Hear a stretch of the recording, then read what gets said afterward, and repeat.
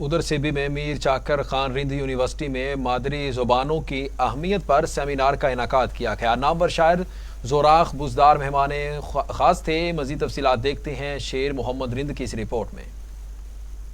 میر چاکر Khan Rind university میں مادری زبانوں کی اہمیت کے حوالے سے سیمینار کا انعقاد کیا گیا، جس کے مہمان خصوصی کوئی سلیمان ڈیرہ غازی خان سے تعلق رکھنے والے بلوچی زبان کے نامور شاعر زورخ بزدار تھے۔ برماس توکلی انسٹی ٹیوٹ ریسرچ اینڈ پبلیکیشن کے زیر اہتمام سیمینار اور مادری زبانوں میں محفل مشاعرہ کا انعقاد کیا گیا، جس میں سعید تبسم مزاری، حمید لغاری، جاوید سرور، افضل مراد اور دیگر شعراء نے مقامی زبان میں اپنا کلام سنا کر سامعین کو محظوظ کیا۔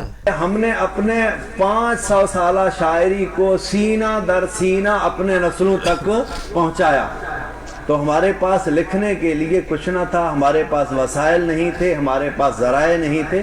ہم نے اپنے نسلوں تک اپنی جو وراثت ہے، جو ادبی وراثت ہے، اس کو سینہ بسینہ منتقل کیا۔ میر چاکر خان رند یونیورسٹی میں کتاب میلہ لگا۔